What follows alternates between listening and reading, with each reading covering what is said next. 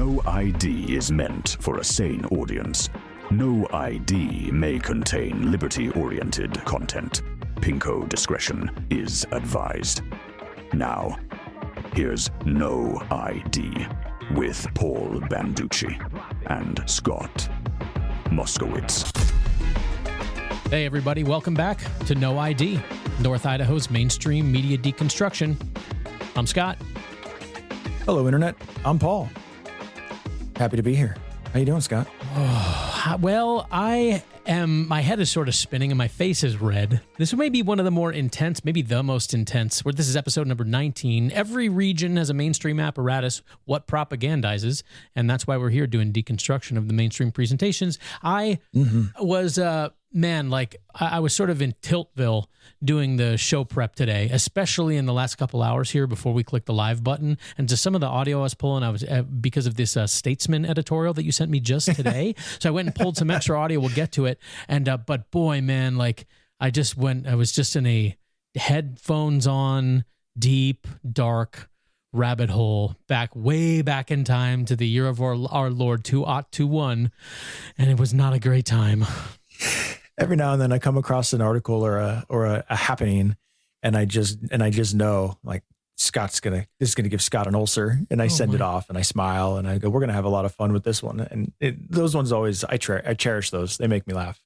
Just because you have a busted Achilles tendon and now you're trying to give me some sort of major medical malady. Hey, misery loves company, man. Misery sure does, brother. I mean, when are we ever happy? Certainly not today. Speak for yourself. The sun is shining, and it's beautiful up here. I sat. You know what? I think I got some vitamin D today. I sat in the sunshine for about 30 minutes, and I'll tell you what, it makes a difference. I feel good. Stepped into I got this big boot I have to wear for my foot for the next 6 to 12 weeks. It is big and it's heavy, and I got to strap in, and it's a pain in the ass to get just right and get the pressure on the straps just right, and a little too far, and I can't. And then everything hurts because I cut off circulation, and that's no good. A little too loose, and I'm just sliding around, and that shit's no good. It's a pain in the ass. Sleeping with it sucks. And I've got a wedge, a foam wedge in it that is supposed to angle my foot at kind of where we want it for now while it heals for this stage. It's all very uncomfortable, but necessary. Anyways, today I, woke up, took my boot off, aired it out a little bit, stuck my boot back on, and it fit perfect. And it was just like, today's going to be a good day. Sun is shining and my boot fits. Yay. So here we are. I'm happy to be here. I think I was missing out that vitamin D. See, because my monitor is facing, there's like a window behind me. So in order to cut the glare while I do the show prep, I draw the curtain and turn the sort of overhead can lights on. So I've been sitting under LEDs with the shades drawn deep down the so I should have gone outside, man. Go sniff grass, or whatever the saying is. Yeah, I love it. I don't know if millennials coined it. I think they might have, either that or the Zennials coined it. But yeah, touch grass, kid. Touch grass. There you go. Smell the flowers and touch the grass. Mm-hmm. Yeah. What do you got for us today, Scott? Well, I guess we probably, since I just brought it up, we probably should just start with this Statesman editorial. It's as close as I could get to a Scott's shot without giving you an actual Scott's shot, which, by the way, for the record, this should be the last episode that we are without a Scott's shot. Again, I apologize for the drought. Although you're Jewish, so you should be used to things like famine and drought and complaining about them, and then God bringing you what you need and then complaining anyways. So, you should be used to it. But I get my computer back hopefully tomorrow night or Thursday morning, I hope. The power button broke and the battery died. And it turns out you need both those things to operate your computer. Arguably the single most important element on the whole laptop is the power button. Everything is downstream of the power button. Yeah, it turns out if the power button doesn't work, there's not a whole lot else you can do. Ma'am, this is the customer service rep. Is your TV plugged in? I did try turning it off and turning it back on. It did not work. Did you try the open hand whack on the side, like a few reps on the whack? No, I save that kind of abuse for my family, not my tech stuff. That stuff's expensive. So family's expensive too, dude. You only hurt the ones you love. Okay, let's start with this Idaho Statesman editorial. the Idaho Statesman is these, I'm not sure what the exact stat is that they're, but they are the self-proclaimed most widely read newspaper in Idaho. Could be true as far as I know.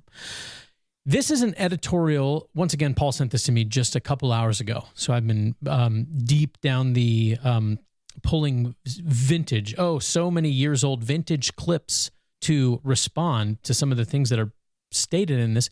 So this is Scott McIntosh, who is the opinion editor over there at the Idaho Statesman. I plugged it into 11 Labs. So this is the editorial as read by a voice from 11 Labs. It's stunning that Idaho's Republican legislators, who constantly claim that they favor small government, don't see Senate Bill 1346 as an egregious and flagrant demonstration of government overreach. The bill would ban pregnant women from getting an mRNA vaccine and ban you from giving your child an mRNA vaccine, even if your doctor recommends it. The Senate Health and Welfare Committee voted 5-4 to send the bill to the Senate's 14th order for amendments. I did edit some of it for brevity, so this is not the entire article word for word. It doesn't actually change any of the sentiment of the article. Like, there's no manipulation or anything. I just kind of trimmed it for brevity. So let's keep going. The bill to the Senate's 14th order for amendments. 3 Republicans, Mark Harris, Julie Van Orden, and Camille Blaylock, joined Democrat Melissa Wintrow in wisely voting against the bill. I don't think it's freedom to lie to people and to manipulate them to make their choice, said Dr. David Pate, former president and CEO at St. Luke's Health System. That's not a free choice. The free choice is to tell you the truth. Make no mistake, Senate Bill 1346 is the state government making a medical decision for everyone. A government making a medical decision. So once again, who was that they're Where quoting? have we seen that before? Oh, well, okay. Who was it quoting? Let me reiterate. Said Dr. David Pate, former president and CEO at St. Luke's Health System. Dr. David Former Pate, president and CEO of a medical industrial complex institution, who had vaccine mandates in 2021 for all of its employees. So he's talking about medical freedom and, medical decisions being made for you.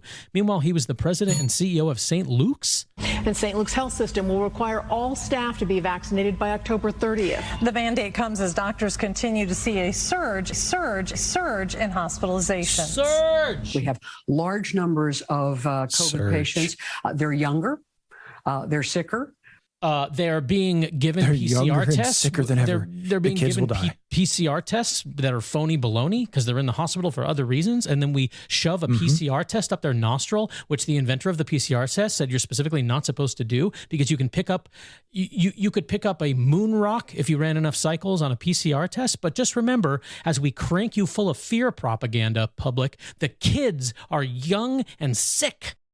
Okay, I know. I'm sorry. I can hear my voice already getting you wouldn't want them to go from sicker to sickest, would you? Because that's like the final level. That's like the ultimate boss.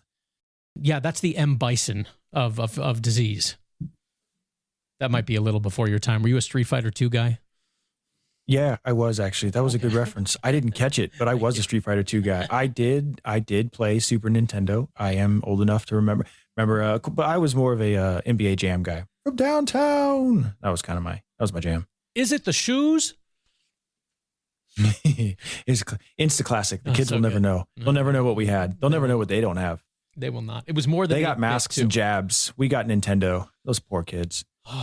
So as I was going back and finding, obviously in order to find this stuff, it's because we're so ubiquitously psychotic with their nonsense in this time period that there's a billion clips you can go and pull, and all you got to do is search the terms and 8,000 things come up. But in the course of going back and doing this, of course, it's easy to forget just how much fear propaganda and contradictory and nonsensical information, the classic flooding the zone tactic of propaganda, was being thrown at people from every possible angle and every possible officialdom talking head, from government to corporations to NGO, you name it, hospital systems like the guy you just heard. It's easy to forget. It was a full-blown blitz, and the saving grace of those in power is that people, the vast majority of humans, the vast majority, have the attention span of a guppy and the memory of a lemming or worse. And that's the saving grace. Most people have forgotten or just conveniently blocked it out. I mean, a lot of people are good at that too. You suffer trauma and then you finally get through it and you block it out. A defense mechanism or a coping mechanism, if you will. And you're absolutely right. it's wild to consider. Like I will never forget, because my business was shut down, right? It was affected. Everything about my life was affected, being like triply affected at that time, because I was under indictment from the state of Idaho for money laundering and racketeering, all of which was total false and bullshit. But I was a political target, and they really leaned on us hard for a long time. And while that was going on, Idaho shut down my business too, and deemed me and my employees, both of myself and my manager, Zach Malloy, non-essential. I mean, so, I go home to my family, and we shut down for a few weeks, and I just went, well, shit, now what do I do? What do we do? I have been labeled non-essential, but my kids still need to eat. I need to eat. The bank doesn't care that I'm quote unquote non-essential or not. The mortgage still has to get paid. WTF. It is a real eye opener. And the way people responded, most of whom went along with it, that was an eye opener. And then to your final point, the blitz that was pushed on us from every facet of authority in our lives, in lockstep, in unison, as one. You have to hand it to them, though, Scott. I mean, it's an impressive level of coordination and propaganda. But now we know, and that's nice. For those of us who don't forget, we know what it looks like.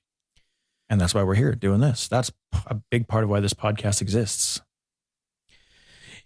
Yeah, and the nature of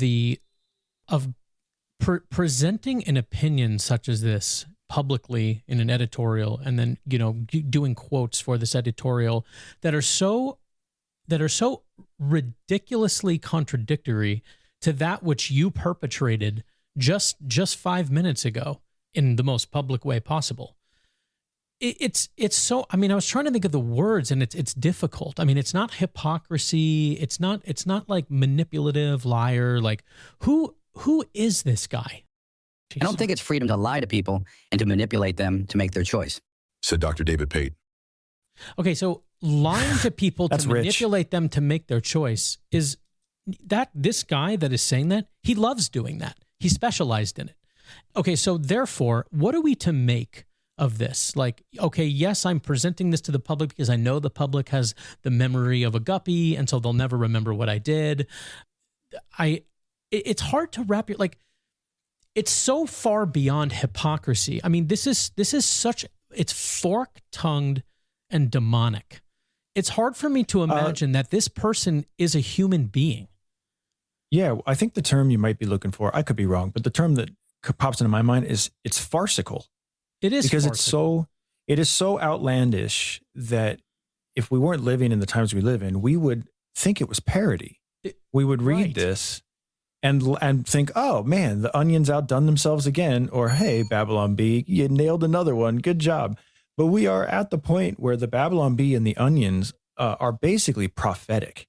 They are parody. But we always laugh now. Well, we, like me and my circle, we laugh that whatever the Babylon Bee in particular, because they're particularly good at this, whatever the headline they put out, give it 6 months or less, it's going to happen. The line between parody and reality is so thin as to almost not exist anymore. So it's farcical.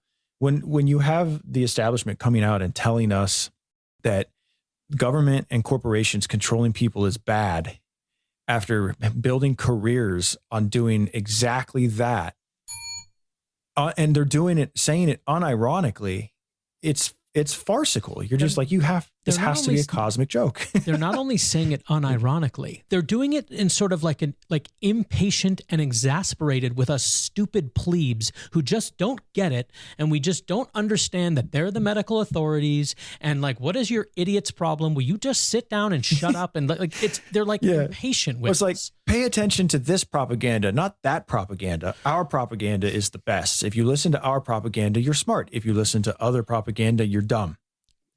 Okay, well, and there's another layer to unpack here. Oh, sorry, go ahead, Scott. Well, I just wanted to point out quickly before you unpack your other layer that you sent this to me with the preface of, hey, look at what the Republicans, quote unquote, are doing a version of the same thing, which is they want to disallow you from making a decision that you want to make because they know better.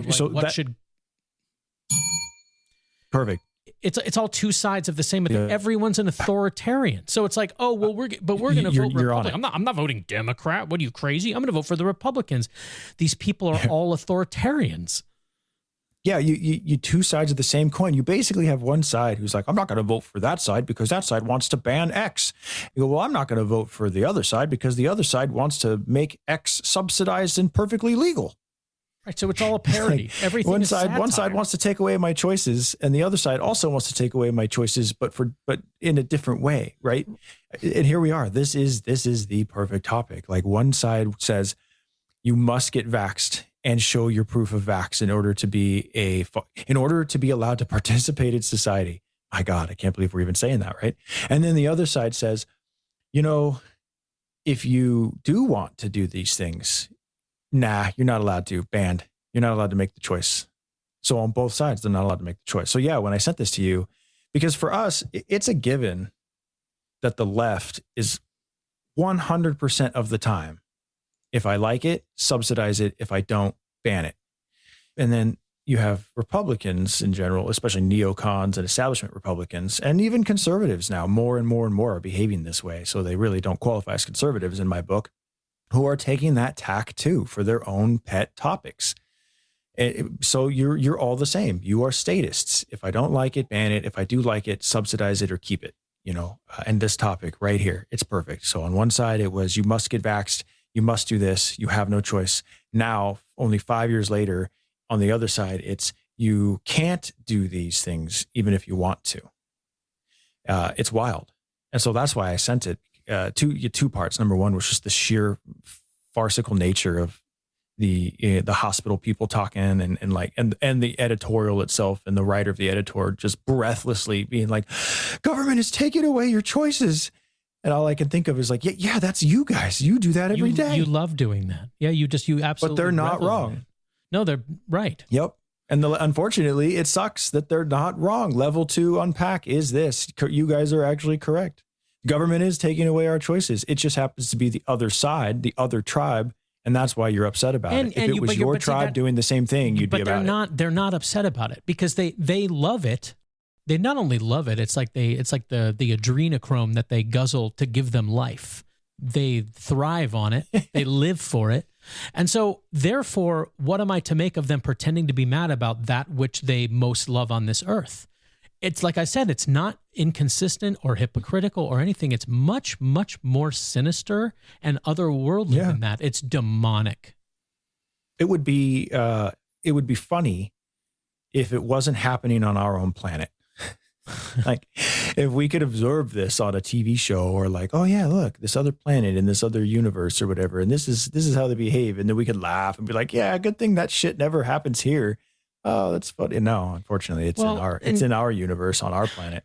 I also found myself sort of like a little up in my head about it because, well, you guys bring COVID again with the COVID, the mask, the vaccine, the COVID. It's like, yeah, well, because everything goes back to it, because it was only like 5 minutes ago, lest we forget, like as the days and months are ticking off the calendar here, the more and more rosy glow over the past is getting painted that's just how human nature, it all just happened, and it all sort of painted the picture of what officialdom is truly like. So we have to keep going back to it because now this Idaho Statesman article is from today. It's from today. So it's like, well, how am I supposed to not go back to that which happened way back in the year of our Lord 2020 when these very same people were relishing in this exact same stuff? I'm not supposed to bring it up. Oh, that's way in the past. Like, I'm sorry, I have to bring it up.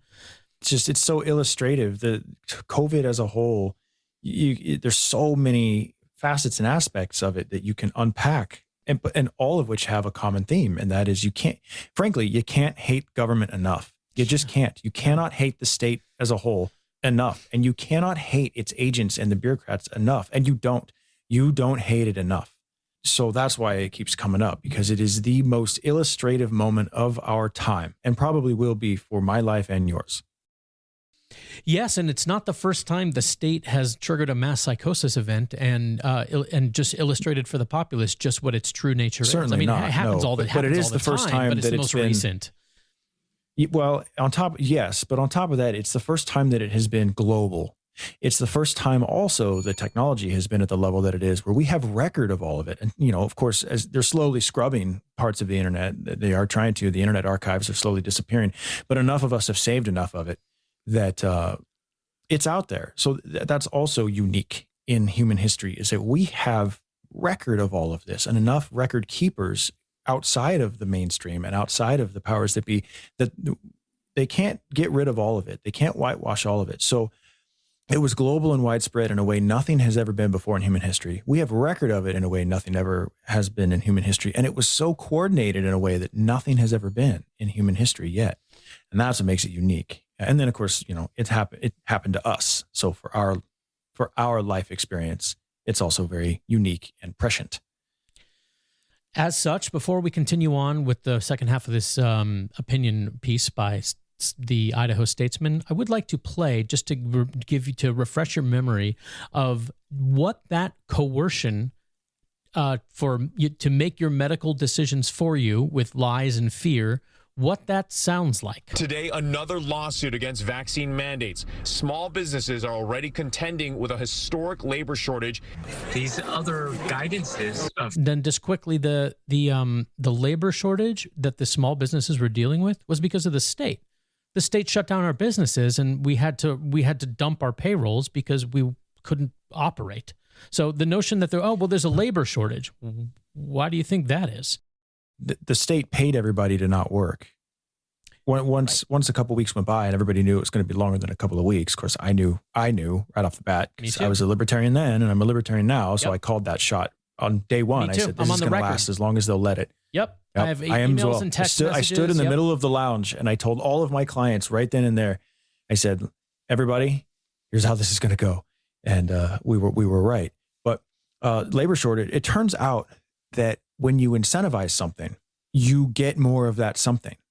Shocker, right? So they shut the world down, shut down productivity in almost every sector, and then had no choice because of their own actions. They had to solve the problems they created.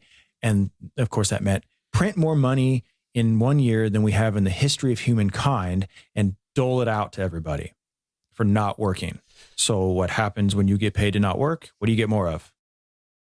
And just the weekly reminder that they only partially shut the world down, because none of the big box stores ever stopped operating. So yeah, I always appreciate that reminder. Thank you, Scott. That's true. Which it's worse. It makes it worse. It's much worse. Just because it was only in places like mine, small businesses, where you could catch COVID. You couldn't catch it in other places like Walmart or Target.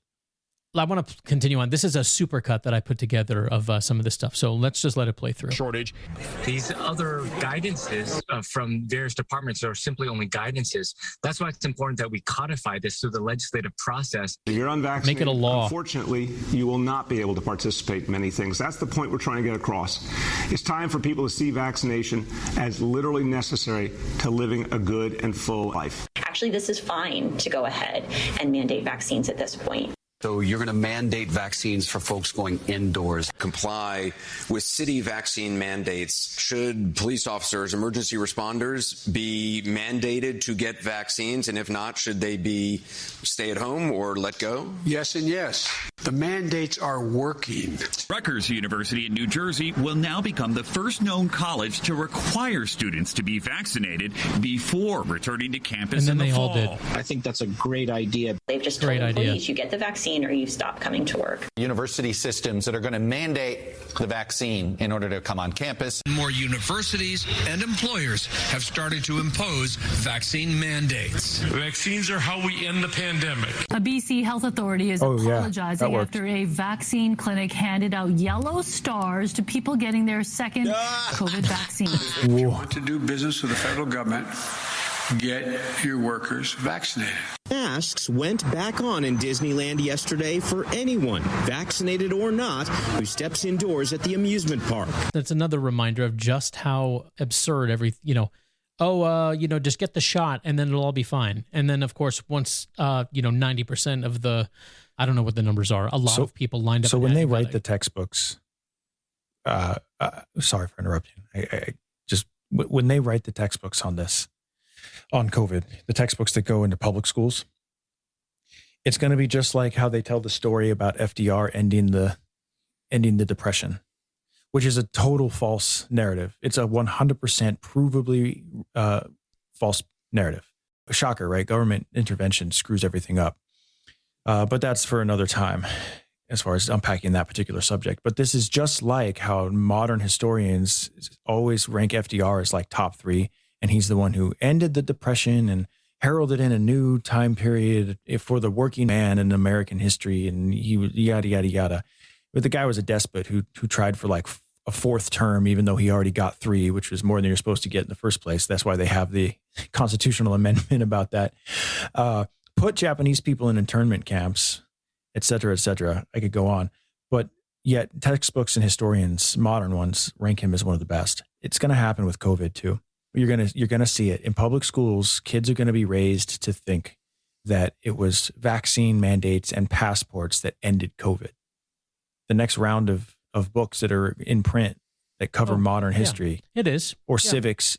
It's already been years. Somebody sent me. And if it hadn't been for the brave actions of our pharmaceutical companies and our leaders forcing everybody to get vaxxed, it could have gone on for 10 more years.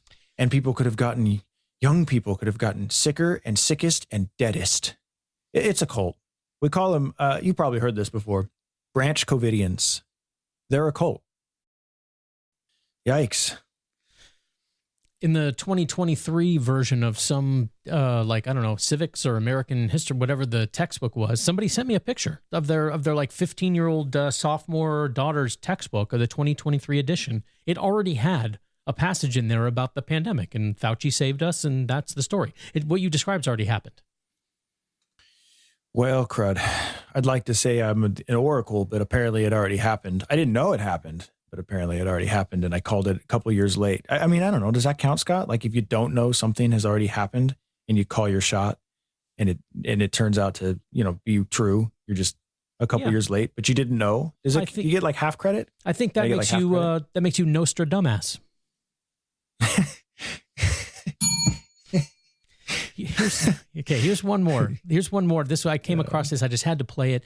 It's the delightful governor of Oregon at the time, Kate Brown-Noser, and she is going to very officially from her governor's desk as one of the cogs in the apparatus of officialdom describe to you that you still must cover your face even if you've got the shot, even though they all said the opposite 5 minutes earlier.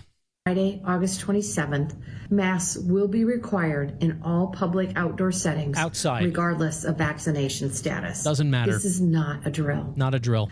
In addition, the Oregon Health Authority strongly recommends masking in outdoor gatherings at private residences. Mask in your house. This virus knows no boundaries. The virus knows no boundaries. So that's the sort of messaging that was just wall to wall. Now I want to go back to the Idaho Statesman editorial, which has its panties in a wad about big government telling people what to do with regard to medical decisions. I don't think it's freedom to lie to people and to manipulate them to make their choice. Said Dr. David Pate, former president and CEO at St. Luke's Health System. That's not a free choice. The free choice is to tell you the truth. Make no mistake. Yeah, he loves freedom and truth. The free choice is to tell you the truth. Make no mistake. Senate Bill 1346 is the state government making a medical decision for everyone. Think about it this way. People were all up in arms over vaccine mandates during the COVID pandemic. They didn't want the government telling them how to handle medical decisions, even in the interest of public health and safety during a healthcare crisis. So when we do it, it is good. But that time was different. Yes, and now that is there is no other mention of the vaccine mandate period. He just blows right by it. It's like, oh, well, yeah, they were all up in arms about the vaccine mandates. And then you would think the next thing would be to explain how it's different or explain. No, they don't explain anything. He just blows past it. Think about it this way. People were all up in arms over vaccine mandates during the COVID pandemic. Yeah, how dare we? They didn't want the government telling them how to handle medical decisions. We're nuts. Even in the interest of public health and safety during a healthcare crisis. What more data do you need? Said Jeff Collar, professor of RNA biology and therapeutics at Johns Hopkins University. Johns Hopkins, and he's a professor of RNA biology, and he's just exasperated with us stupid plebes that we just won't listen to him. Just shut up and do what he says. What more data do you want, you idiots? Yeah, I'll tell you, I think that he needs more data and that is the data on all of the people who didn't have terrible things going on inside their bodies that now do over the last few years, things that they weren't predisposed to, things that never cropped up on any scans or blood work or anything. And then all of a sudden, Uncle Tom's suffering a cardiac arrest or a pulmonary something in their leg, or the best athletes in the world on live TV are collapsing on the court or the field or what have you. And some of them aren't getting back up. Yeah, the thing is, though, when you get bogged maybe down you in that need more stuff, data. When you get science, bogged down man. in that stuff, it becomes everyone's getting an unfalsifiable faith statement arguments. Like, well, had he not got the shot, he wouldn't have fallen down. Unfalsifiable faith statement. Well, had he done this, then that would have happened. Unfalsifiable faith statement. I'm not getting bogged down in any of that. I'm just telling guys like this that just are so they're just fed up with me and they just want to know what more information I need so that I just comply with their BS. I don't actually care if it was proven beyond a shadow of a doubt that he was right. He can go cram it up sideways. What do you think about that? What more data do you need? Said Jeff Collar, professor of RNA biology and therapeutics at Johns Hopkins University, and executive committee member at the Alliance for mRNA Medicines. I mean, you can make claims that maybe the FDA is in bed with Moderna or Pfizer. No. And they're hiding it. But you really think the European Medicines Agency is? You think the Canadians are? You think the Australians are? You think the Brazilian they're in bed with their own Wait. agencies. Let him finish. Let him finish, because this is going to be great. This is the same guy who just wants to know what more data us idiots need. I mean, you can make claims. I just like the fact that he automatically assumes that there can't possibly. Maybe there's some corruption in America, maybe. But do you think there could possibly be corruption in Europe or Australia, places where people also live and people do people things? There couldn't possibly be corruption anywhere else. I mean, you can make claims that maybe the FDA is in bed with Moderna or Pfizer and they're hiding it. But you really think the European Medicines Agency is? You think the Canadians are? You think the Australians are? You think the Brazilian government is doing the same thing? This would really represent one of the largest conspiracies in human history. You don't say, dude. And he's saying it like, "Hey, you tinfoil dumbasses! You really think that this sort of collusion is going on with like, oh, so what? Every government is colluding? Is that it?" Well, over to Brazil, where it has the third highest number of COVID cases globally, and an immunization plan is underway. The health ministry delivered the final plan, or the first plan, rather, the final solution, on Friday to the federal attorney's office and Supreme Court. The Brazilian Ministry of Health began to apply the bivalent anti-COVID-19 vaccine in 17 states, which improves immunity against the original Omicron variants. Thank you, mainstream media talking head in Brazil, shilling on behalf of the vaccine companies in Brazil. It's almost like there's collusion between the Brazilian government and Pfizer. Which improves immunity against the original Omicron variants and the BA1 sublineage of the... We have some breaking news. Scott, Pfizer... there is no way that Pfizer would ever want to have a bigger share in one of the biggest markets in the world. Brought to you Brazil. by Pfizer. We have some breaking news. The Pfizer COVID vaccine appears to neutralize the variants first identified in Brazil and the UK. Australia has clinched a potentially game-changing deal to triple its access to Pfizer vaccines to 1 million doses a week from July 19, as Sydney almost certainly faces another 7-day lockdown extension. This is great news. Brought to you by Pfizer. No, we just what are us idiot plebes thinking? First we need what more data do we need to listen to this guy, and then what do if we would just remove our tinfoil hat long enough to realize how stupid it is to assume that other governments might be colluding with large pharmaceutical companies. They publish this stuff unironic. I mean, what is going on? Farce.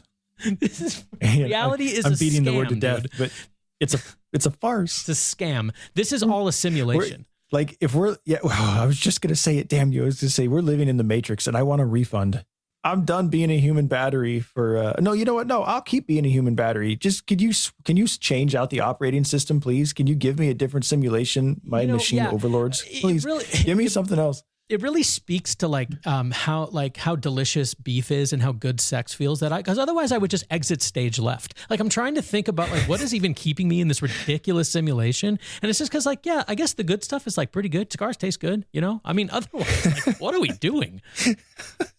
Well, it's what you and I have talked about off air before is, especially when we suffer trial after trial through periods of our lives, is you still got to practice gratitude. And it's the little things, they add up, they matter. And there's a lot of good little things. So we're going to take this moment in the broadcast to just say that practice gratitude and touch grass and get some sunshine. Those things do help a lot. They really do. And pray. I mean, I'm a man of faith.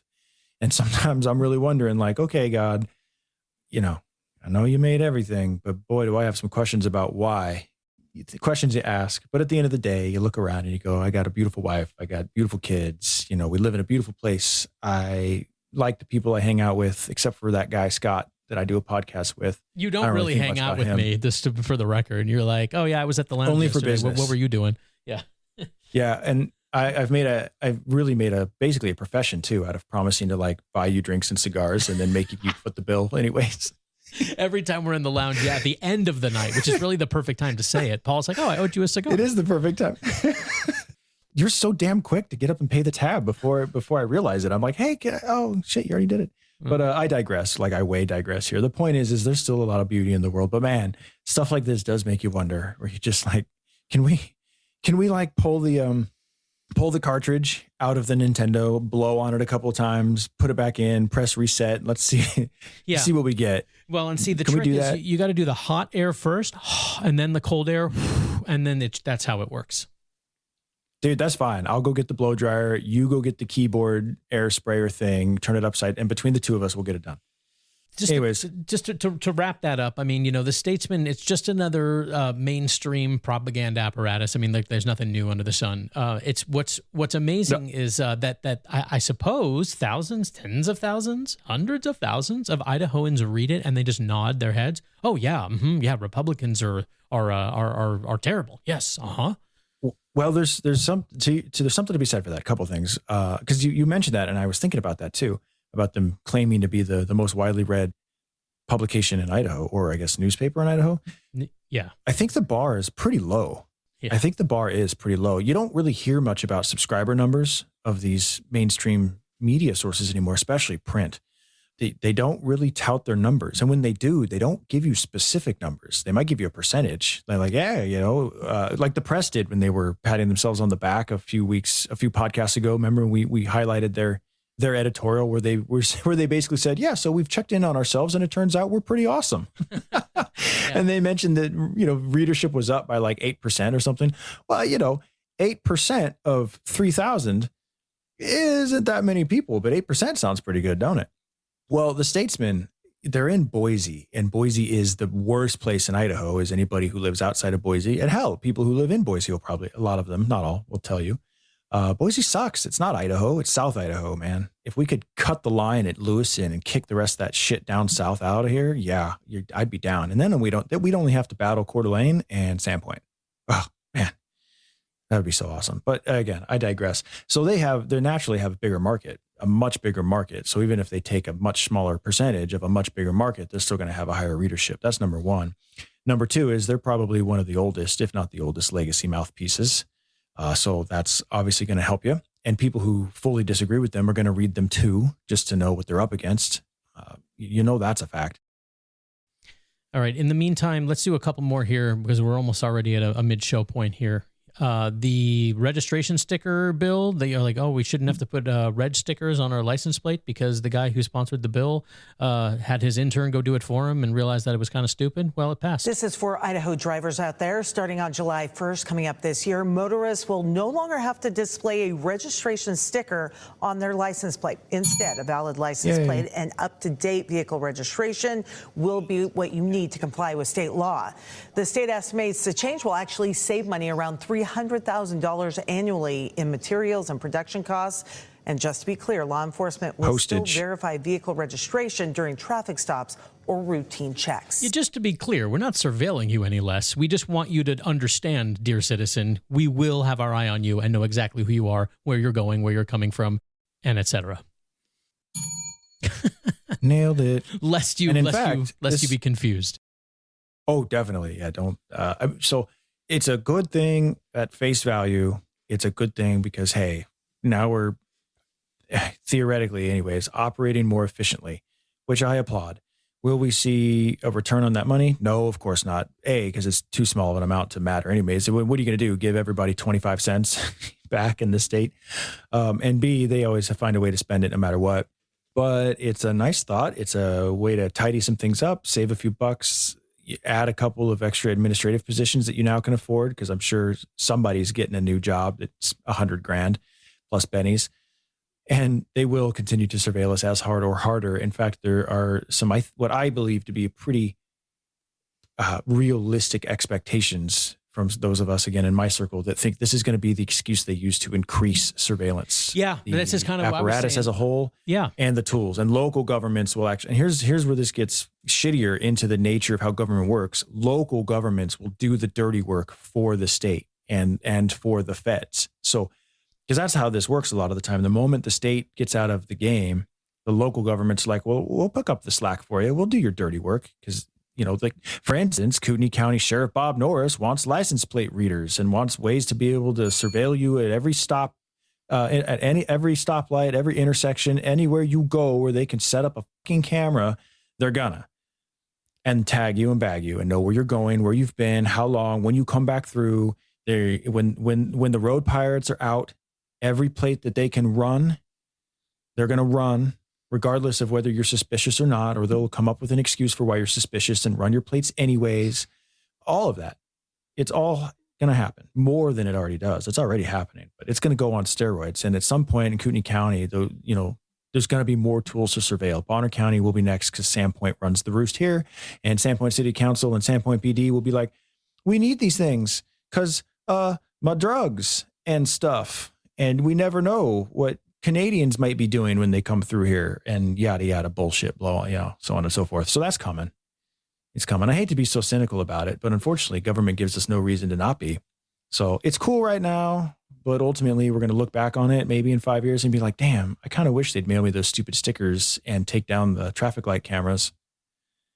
Well, and on the road pirate tip, I don't remember where I heard it, but I remember someone go, I think about law enforcement, someone in law enforcement was like, it's actually not the $300,000 a year savings or whatever is being touted. It actually represents a several $1 million loss, because when you get rid of the red stickers, there's actually a lot of citations that would have been issued that now aren't going to be able to be issued. And so you're going to end up with a massive revenue net loss, which, okay, fine. I heard that argument. Well, but your apparatus is illegitimate. Like, that's an illegitimate premise that you just started from. Like, you're harassing the citizens. Is it a truthful premise? Things being what they are? Maybe it is. Yes.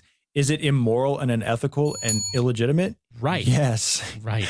And that is an argument that opponents of the bill made, including law enforcement people. I mean, a lot of police chiefs came out against it, and they were like, well, then, how are we going to pull people over and take more of their money? It's going to be harder for us to extract revenue from the dirty peasants. I mean, that really is basically what they said, just in different language. How are we going to extract revenue from people while they're driving without those tags? What more data do you dirty peasants need? You're so annoying.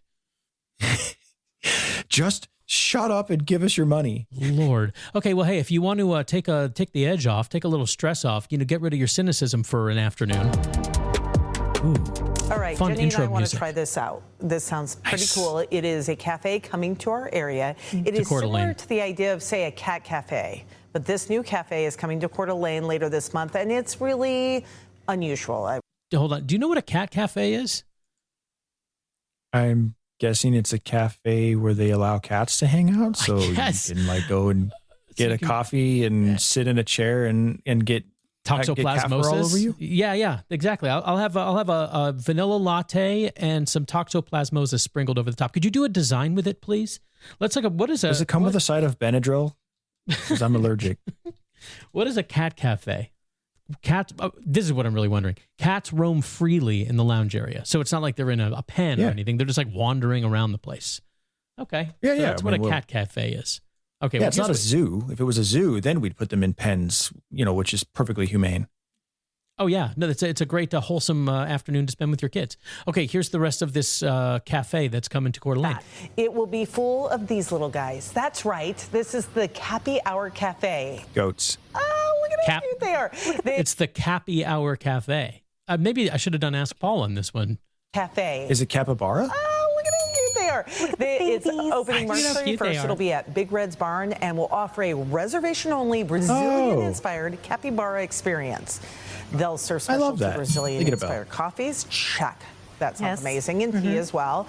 And wait, do they have Brazilian-inspired vaccines? Cafe. Oh, there were none. There were none, you conspiracy theorists. What do you think the government of Brazil is colluding with Pfizer? What are you, nuts?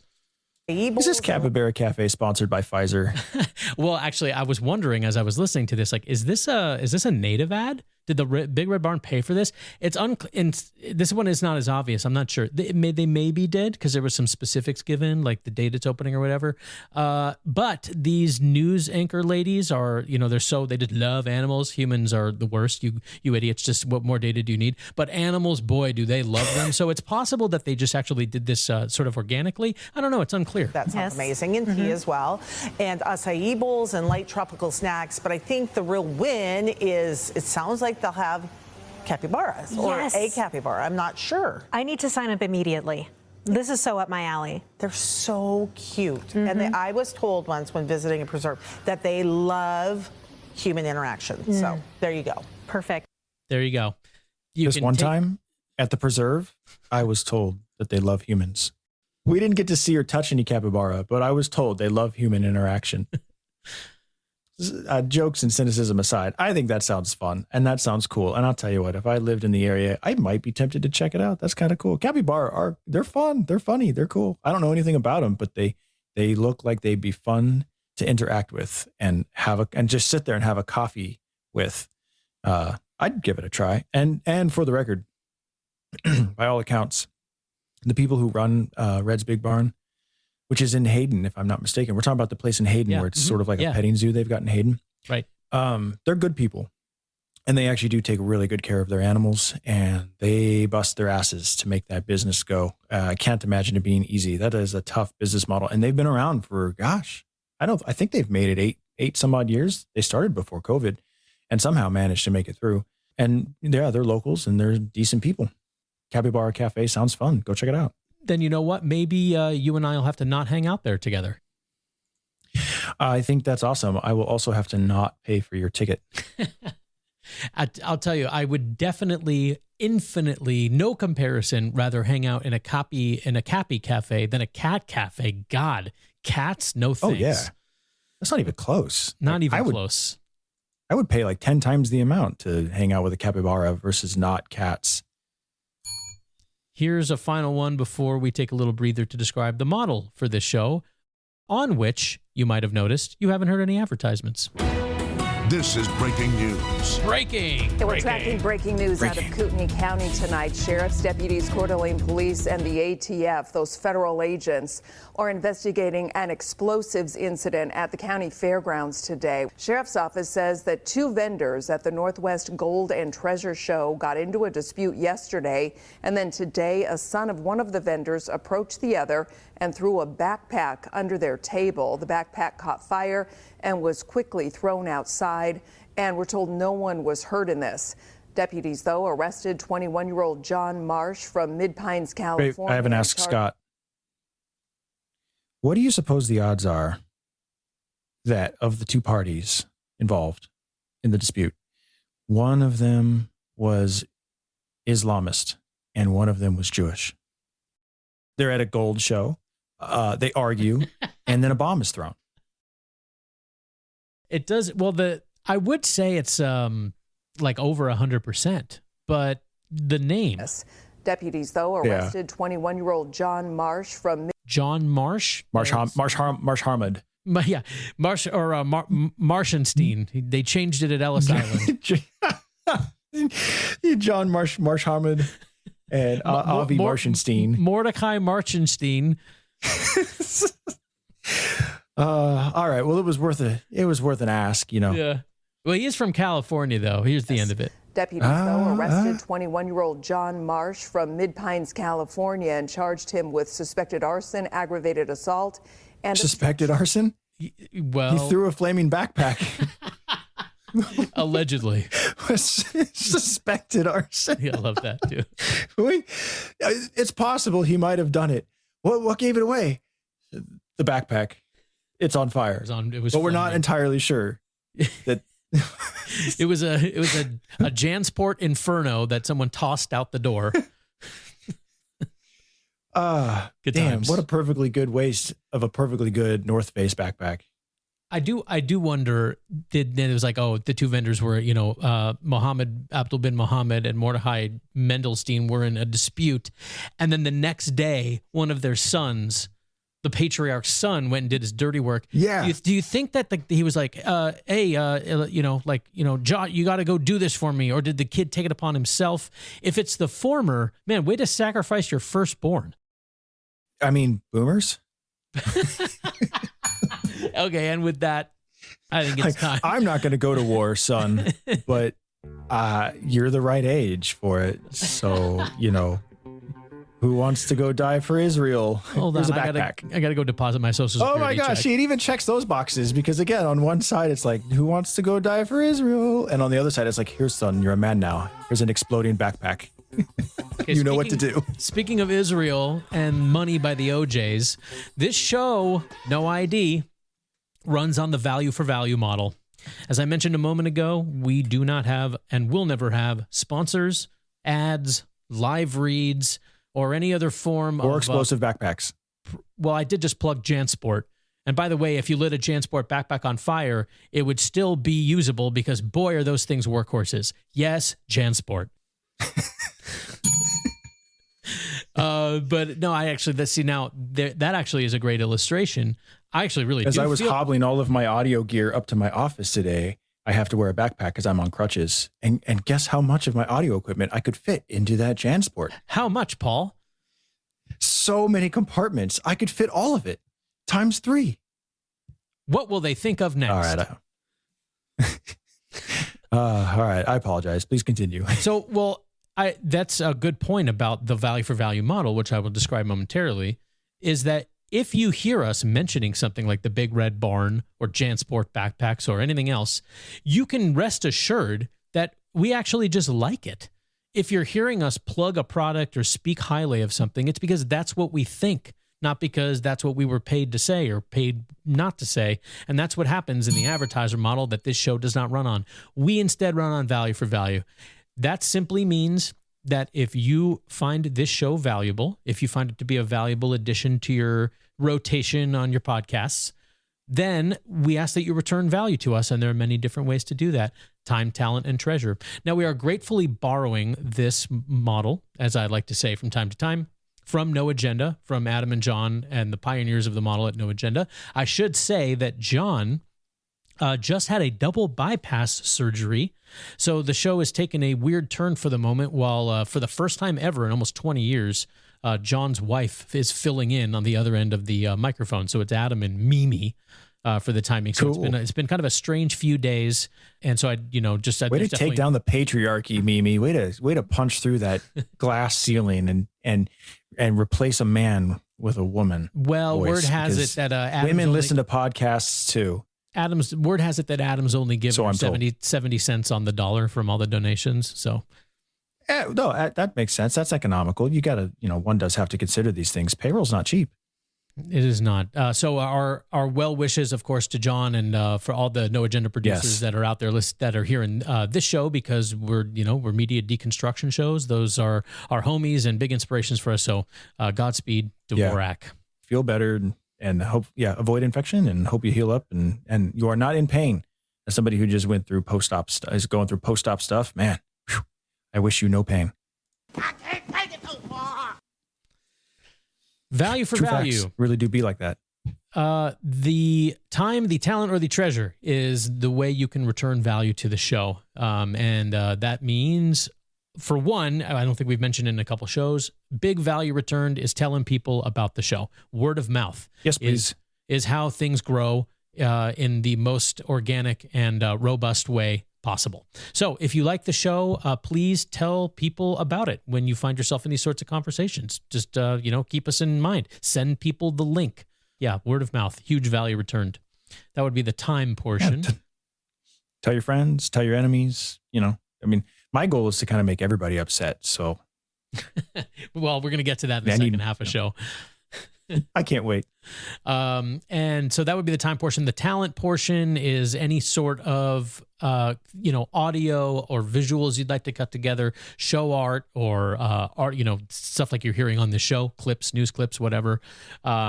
Any correspondence you want to send us, there's a send us a message button at the bottom of our website. All of this, by the way, is at noidshow.com.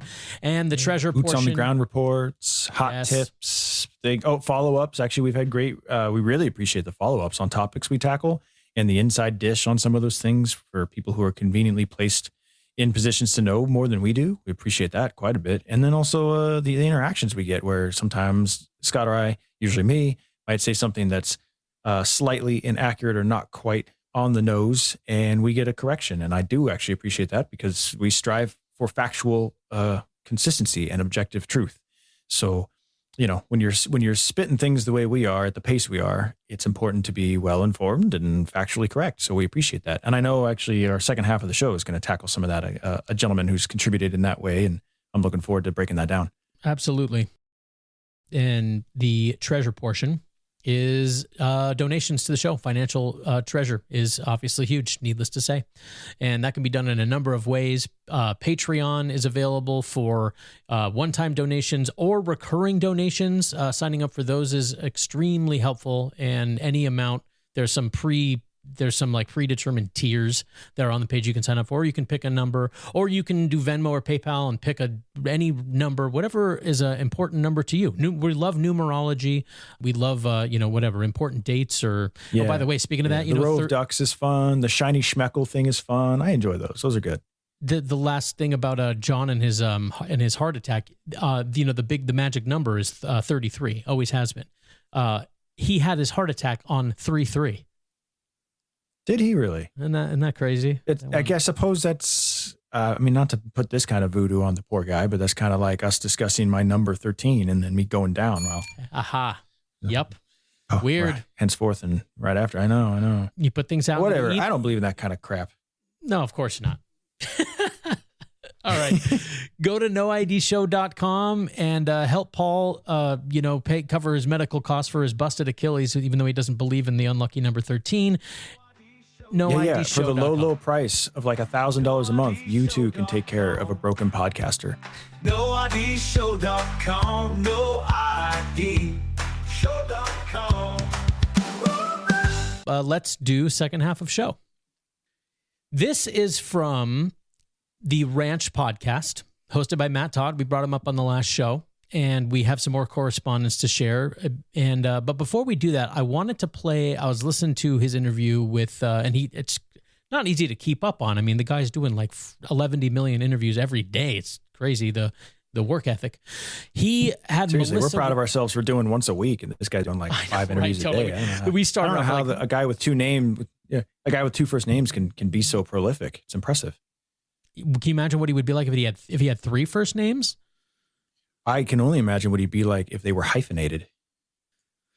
Here's Democrat Melissa Wintrow on his show, and they were discussing the of course, as you know, is all the news, all of the scuttlebutt at the Capitol, the budget cuts. I want you to hear the type of language that people like Melissa Wintrow use when given a long form forum and a microphone, and you get to hear some of her stream of consciousness. I mean, these cuts are killing people, literally. And we could... Right. I mean, now, obviously, literally. This was like a 40-minute interview, maybe even longer. So this was, just a select portion of it. But this, from where I'm starting it through here, there's either no edits or there's probably actually no edits. I mean, it's not like I cut that together from something else. She just was like, yeah, if you're for cutting the budget, you're a murderer. I mean, these cuts are killing people, literally. And we could easily stop this and get out of this mindset of cutting and that we don't have enough to say we do have enough. We can use some of the rainy day funds. And we don't have to use all of them, just some of them will help a ton. Reduce all this stress, let the revenue stabilize, keep our government running, and quit bashing it into the ground. Let me tell you, I got an email from a state... Okay, before we continue on, bashing it into the ground. I would like to remind everybody that these agencies most of which shouldn't exist and are not the appropriate role of government, most of these agencies, or all of them, getting 96% of their budget, 98% of their budget. The over-the-top language, we're bashing it into the ground by only giving them 98% of their budget. I also want to, so 100%, but I also want to highlight the fact that how blithely, willingly they are to, that was poor grammar, how blithe and willing they are about the rainy day fund. That's for emergencies. This is not an emergency. In their mind, no. any if you take one penny out of the jar, it's an emergency.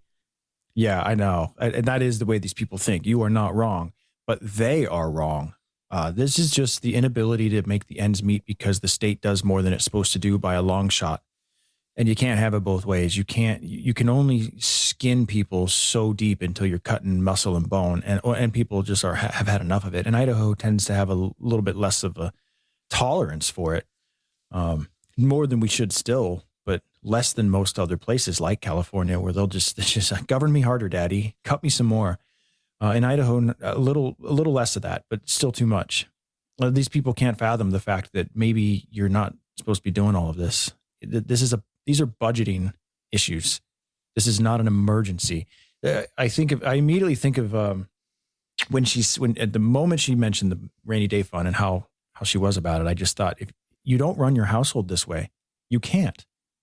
You cannot run household economics this way, and I guarantee you she doesn't. So it's okay for the government to do it because it's other people's money, and you're buying power with other people's money. And you can grandstand all day about it too, and pretend that you get the moral credit for helping others, people's money extracted through force. But you would never dream of touching the rainy day fund because it's broken, or we have to replace a major appliance, or I fell down the stairs and broke my leg, or I was playing basketball and snapped my Achilles. That's an emergency. That's when you use the rainy day fund. You don't use the rainy day fund because I want to go to massage therapy once a week, and that's expensive. So I said I need to do it once a month. But if I don't go every week, well, I'm dying a little bit faster. I'm killing myself. Revenue stabilize, keep our government running, and quit bashing it into the ground. Let me tell you, I got an email from a state. They're the reasonable ones, and we're the unreasonable ones. Our thing is live within your means, personally and government wise. And their response is, you're a monster. And you're killing people. You're bashing us into the ground. You're a murderer. Bashing us into the ground. I got an email from a state employee who said, "Thank you for standing up for state employees. Let me tell you how my life is." Her couple of her colleagues actually have 2 roommates, so they can pay the bills. And she talked about how she was collecting aluminum cans around the office in the neighborhood to get in more money for her rent. I couldn't believe, state employees. Hashtag that never happened. We're not giving them any raises. We're raising their insurance, and so they're actually going to go backward in their pay scale. This is how we're. I don't care. You work for the state. We're not. Get a different job. Do something more productive with your life. There's so much to unpack there. Okay, oh my God. Your job depends on thieving from me. Get bent. Well, you don't understand, dude. I mean, she has to suffer the indignity of having roommates. She should have a single family house to herself. I have 4 roommates, a wife and 3 children, and they take everything I have. No, I can't even split rent 5 ways or mortgage 5 ways with them. I mean, I'll tell you what, the perks with my immediate roommate, they're pretty good. I dig that. But it's the only thing preventing you from wanting to no clip right out of this simulation. Yeah, that's you, guy. It's the sex. That's the sound. One of the things that drives me bonkers is how Democrats in particular are the worst about this, but Republicans are guilty of it too, is they talk about how work is undignified, especially certain kinds of work. And they use this same thing for immigration, right? Going back to the immigration issue, where it's like, well, without illegal immigration, who will mow our lawns and pick our fruit? As if it's a lower kind of work. Like, it's too good for Americans. We admit that it's too good for Americans. It's a lowly job, and we need illegal immigrants to do it. Well, this idea that, and they had to go out there and collect cans to make the ends meet. Well, you know what? I've shoveled mule shit for $5.25 an hour. I've bucked hay for $7 an hour. And if you talk to most people who start out as productive individuals and never quit being productive and work from an early age like I did, because work is sanctifying, work is dignifying. It doesn't matter what work you're doing. We are designed by God to work. And life is hard. You got bills to pay. Like the idea that somebody's got to maybe take a second job. And in this case, this never happened. I guarantee you this never happened. It's so over the top. It's a farce. They did not go collect aluminum cans to go make rent. And on the off chance that it is true, then they deserve to be collecting aluminum cans to make ends meet. Because if you're so uncreative and so unproductive and unintelligent of a human being, of course, state employee, so I'm being redundant here, that you can't figure out another way to make more than a nickel per can, I'll tell you what, I'll give you a spoon and I'll have you dig a pool in my backyard and I'll pay you $5 an hour and you'll still make more doing that than you are collecting cans. You're an idiot and you deserve to be poor. She had to have a side hustle. This is inhumane. She should be getting rich working for the state. It galls me. And it's a victimhood mentality is where it's rooted. And it's this idea that work, unless it's the exact kind of work that we think is the good kind of work, then everything else is undignified. God forbid we have to do something that might be considered undignified to make stuff happen, to make things work. Man, as a business owner, and you know this too, Scott, there's a million undignified things we've had to do where it's like not where we've compromised our principles or compromised our morals or our ethics. No, but like things we're just up like we're up in the attic, like, you know, wearing a respirator, cleaning up rat crap, you know, or like whatever, just cleaning the space while we're doing the demo before we can build our place. Like it's dirty, it's sweaty, it's all nighters, you know. For both places that I built, I painted the damn walls myself. I scraped the goo off the floors so we could lay down a different, ripped up the carpet and scraped the goo off of I got my hands dirty. I got the blisters.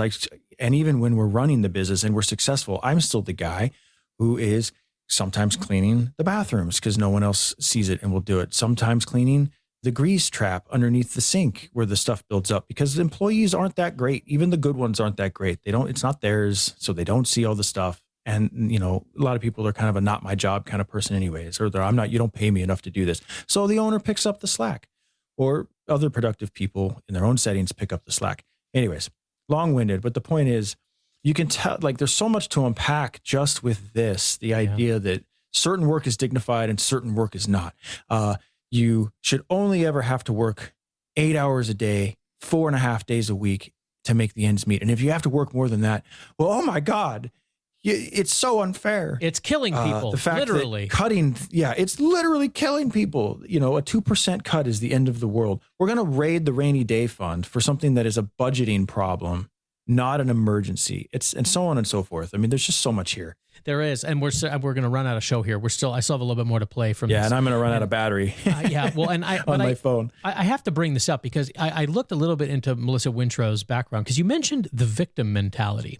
There does seem, I'm going to try and state this as articulately as I can without being, I screw up the word articulately, that's ironic, but without being as like presumptive, but I suppose there's going to have to be a little bit of that here, so forgive me in advance. Melissa Wintrow was a producer of the Vagina Monologues in Boise earlier in her career. Oh, now say no more. If you look up the origin of the Vagina Monologues and its creator was just as victim gets. The entire thing is premised around assault, and she was sexually abused by her father for many, many years. And then she had the horrible string of abusive relationships, of course, in her Spoiler alert for anybody who isn't familiar with the Vagina Monologues. Vagina Monologues. It's not as fun or sexy as it sounds. It's actually the opposite. Yep. It's 100 miles of bad road. Yep. So in other words, what I'm trying to say is, the aggressive facial piercings, the tattoos, all that stuff that came with it. And then later, becoming just sort of doing it in an outgoing way and creating this thing that became a cultural phenomenon in the 90s. There is something about that. How do I say it? Like, if you get into that, like I don't know anything about Melissa Wintrow's personal background. It would surprise me if a lot of that stuff was not the case for her too.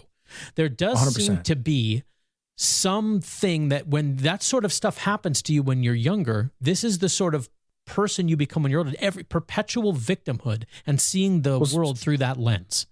If your childhood is like X, you are more likely, significantly more likely in some cases, to be like Y in your adulthood, and so on and so forth. It's like the statistic that boys who grow up in a home without a father are like 100% more likely to commit crime. Now, I think, that's not actually the statistic. It's probably less than that, and I'm being a little hyperbolic here, but it's the truth. Fatherless homes are bad, and the results speak for themselves. Same thing here with women who are like this gal and have the mentality they do.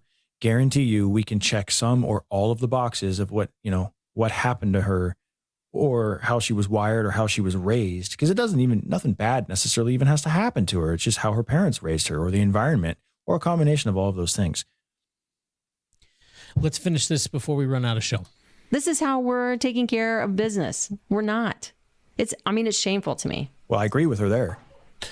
Could you run a business this way? You're not a business. Wow. We don't run a business this And again, way. I think I said this on your show before. When you look at the budget documents on the website, you'll see the population and inflation have soared, and the budget is a flat line.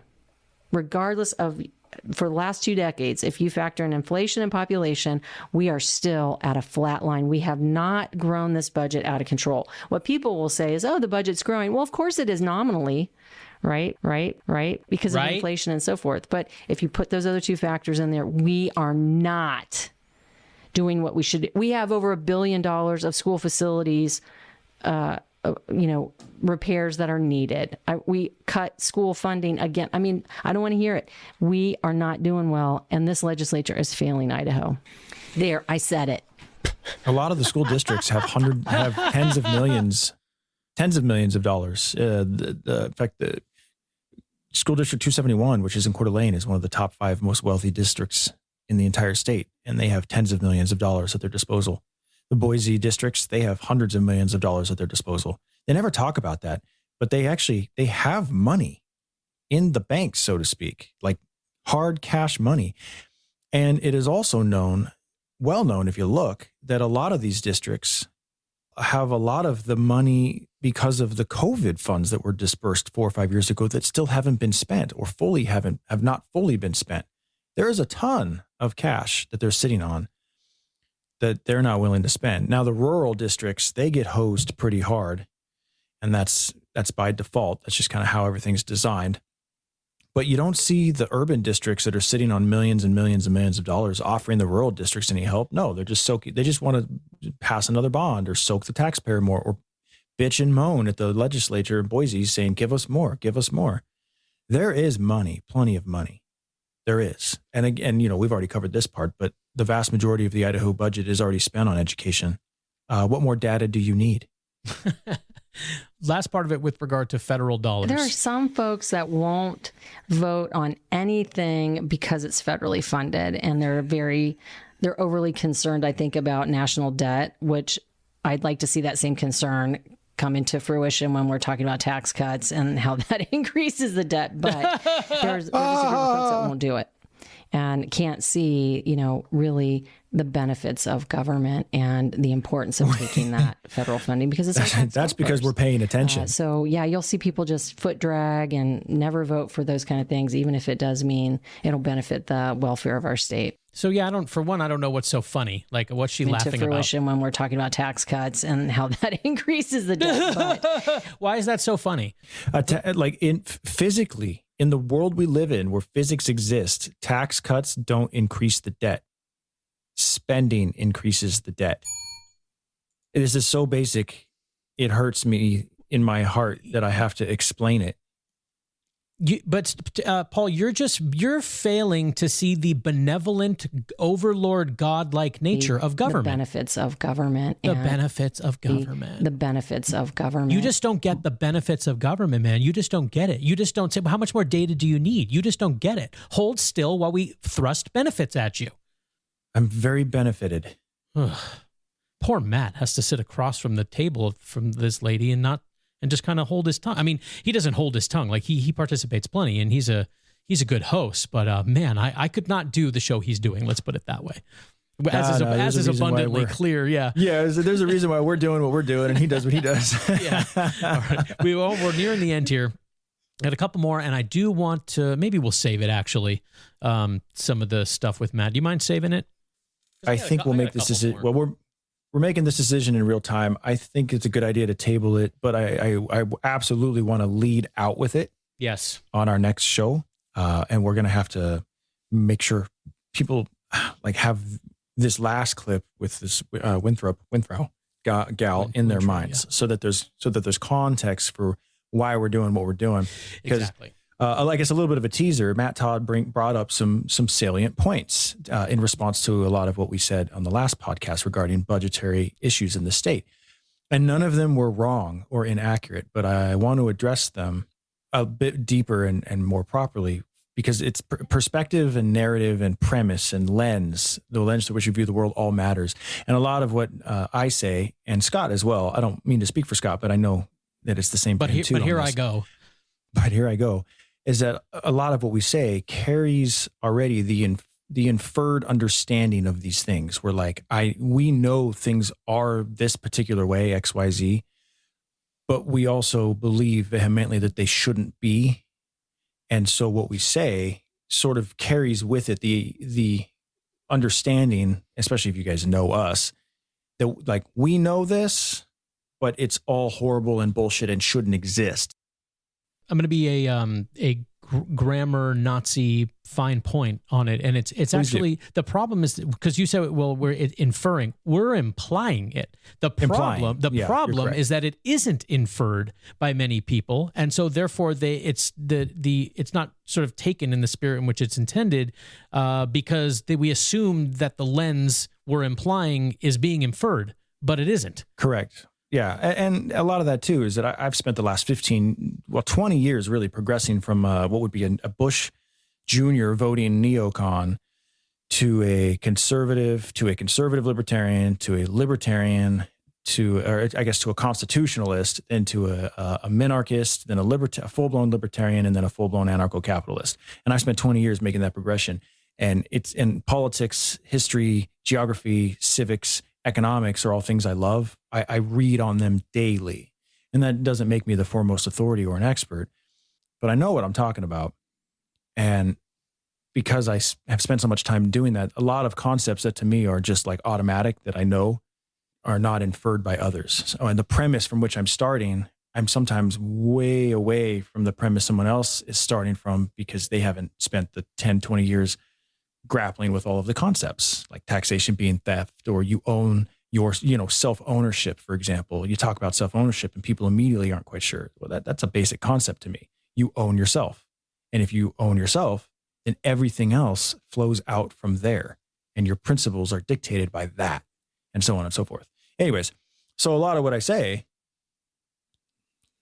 it's hard for others to infer necessarily. So anyways, preface, this is a long preface, but so when we do address some of these things from Matt Todd, and I haven't actually spoken with him personally, I don't know him personally, by all accounts, he's a good guy. Scott's mainly done the interacting with him.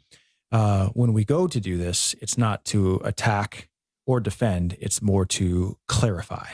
And also I do love so much engaging on these sorts of things, to the point where I hope we get to have Matt with us for a podcast, maybe he'll have us with him. I don't know, one or the other or both. I think that all of that is in the future. I hope so, because it'll be so much fun to suss a lot of this out from our all of our perspectives combined. It'll be really for sure fun, I think. And actually, from all this, the back and forth that we have, I don't actually think we're really very far apart. I think we have a lot more in common than we don't.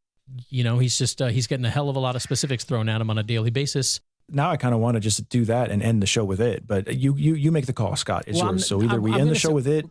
No, we're going to table it. We're going to table it. We're going to lead off the next show with it. In the meantime, I just want to do a couple more quick ones, mostly because I have this. I like this actually, because now Matt gets to just like hang on the edge of his seat and wonder like, what's that crazy asshole Paul going to do next episode? I'm coming for you, Matt. I'm coming for you. jingle that I want to play is the reason that I want to do this Ask Paul instead. Here comes the question. Big or small, make your guess before we call. The game begins. It's Ask Paul.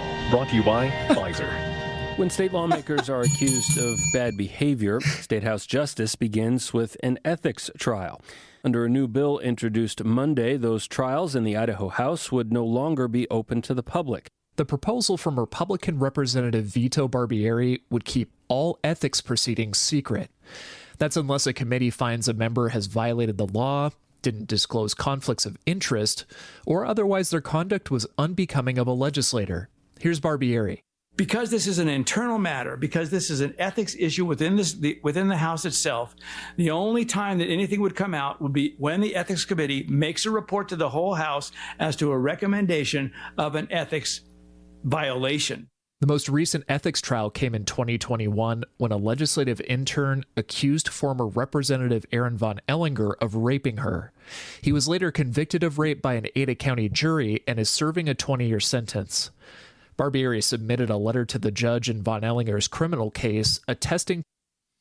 What did the Only letter 20 attest? years for rape? What would you expect it to be? More than 20 years. Okay. Well, the Ask Paul was what did the letter say? Let me play it again. He was later convicted of rape by an Ada County jury and is serving a 20-year sentence. Barbieri submitted a letter to the judge in Von Ellinger's criminal case attesting. Testing what? Attesting to the other dude's innocence. Judges? What are the judges going to give it to him? Yeah, they say close enough. Attesting to his character. Oh, okay. Calling him, quote, an upstanding person, genuine in character, and straightforward in thought, end quote.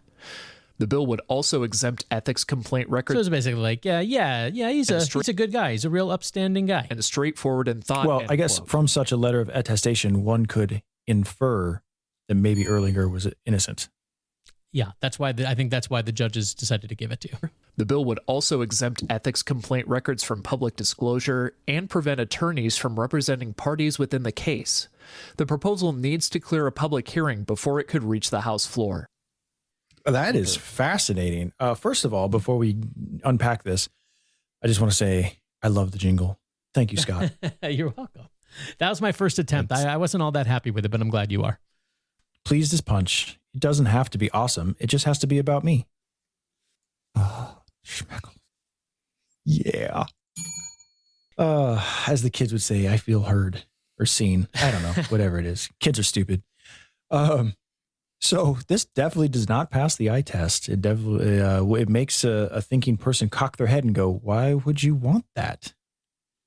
But on the other hand, I could see how procedures of that nature could absolutely, and I'm sure are, maybe not as much in Idaho, but I guarantee you they are in other settings, weaponized.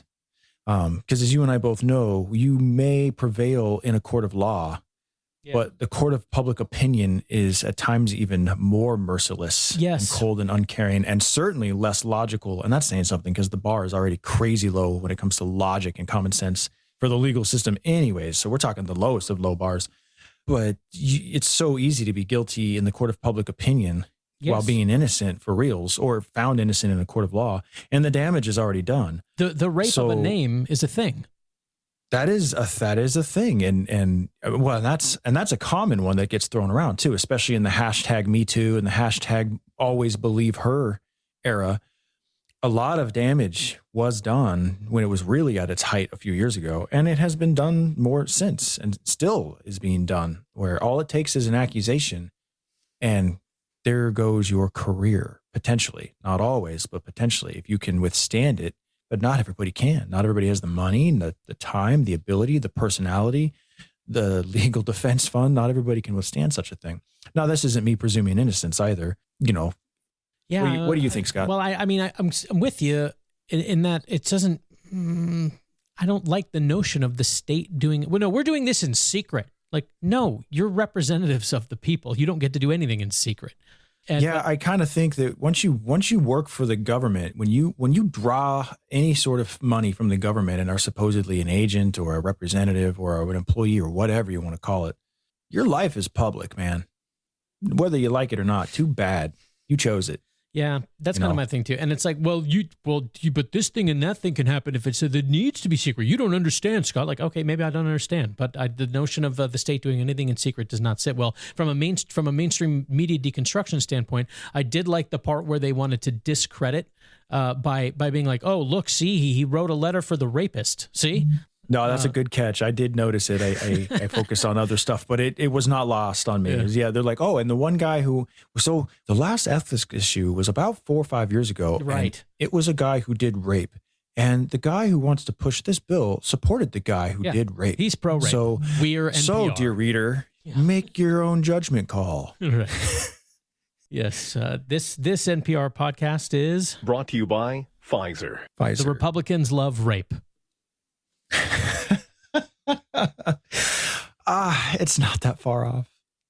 The final one for this week, and speaking of attorneys, a years-long effort to negotiate a water rights settlement between the state of Idaho and the Coeur d'Alene tribe ended yesterday with the signing of a new deal.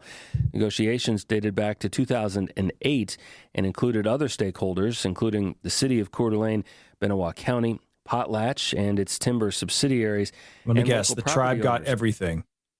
Well, the way that they're presenting it is that everybody got everything. Oh, the tribe's happy. The Waterfront Resident Association is happy. No. If the tribe is happy with the deal, I'm telling you right now, if the tribe is happy with any deal ever, it's because the tribe got everything. Well, they are never happy unless they win everything. And yet the mainstream apparatus led by Brad Little and Raul Malamute seem to think that everyone is happy. And local property owners and property owners associations. Governor Brad Little and State Attorney General Raul Labrador characterized the settlement as a win for local communities that rely on water connected to Lake Coeur d'Alene, and tribal leaders who said the agreement protects their homelands. The man who does not live there said everyone wins.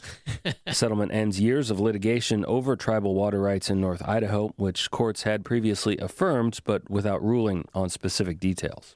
Now, here's what's fantastic about this. The fight has been going on since 2008. So the legal battle's old enough to vote. Well, if the Democrats had their way, I think for 14 is the well, voting. no. Now that the legal battle is dead, now it can vote, according to the Democrats. I just want to point out that in they've all buried these the years, hatchet, and now they can vote. In all these years, they can paint it as everybody winning. But guess who, as ever, is actually getting hosed in all of this? You'll never guess. Ooh. Oh, is this another Ask Paul? I can't wait. Here comes the question. Big or small, make your guess before we call. The game begins. It's Ask Paul. Brought to you by Pfizer. Who is getting hosed in 20 years of litigation? White property owners. It's the other side of the coin. Now judges say no. Because it's taxpayers, which is a lot of white property owners. So you mean white property owners? Well, not exclusively. I heard this. Not exclusively. Okay. So but I'm 92% correct or higher. That's still an A, sir. That's still an A. The problem is that the one of the judges is from the North Idaho NAACP, so he held up a big no sign. Oh. Well, I guess that's that then. I lose. You lose. The Damn federal you, affirmative action. The federal government is providing the attorneys for the tribe. Well, they have to, Scott, legally. Of course. I know, but I'm just telling you what's going on. And they don't have to, and the tribe has so much money. They do legally. From what I read, it's a part of because something, the reservations are held in trust by the U.S. government, and then the trust has to provide attorneys. There is legalese for why the federal government is doing the litigating on behalf of the tribe. However, okay. I mean, when it comes to Indian affairs, again, throw out logic and common sense. Yes, and also throw out a bet on Green 000, which I hear they've added now to the wheel. Whoa.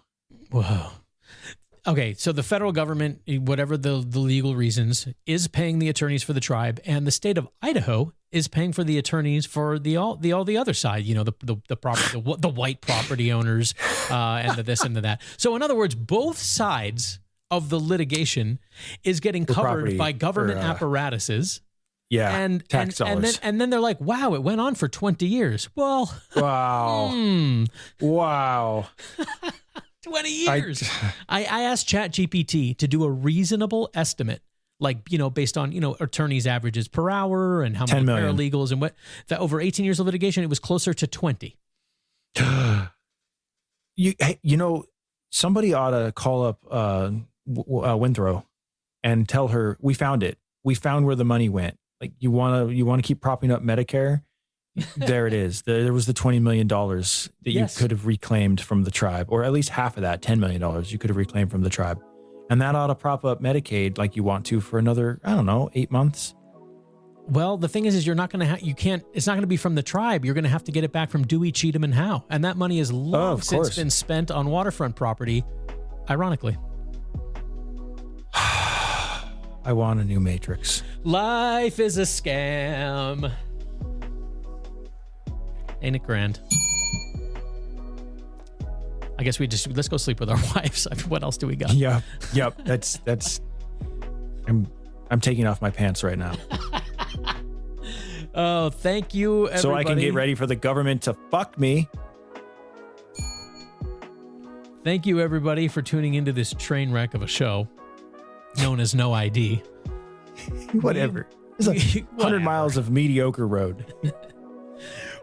How will we pave mediocre road without the state?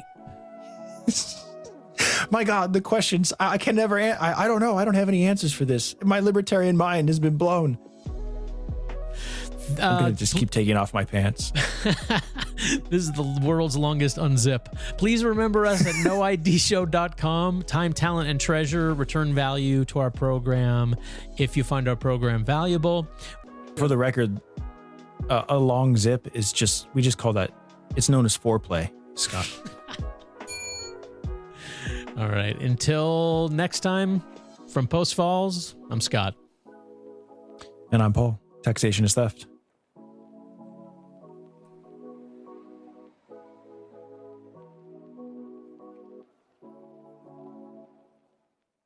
Vagina monologues.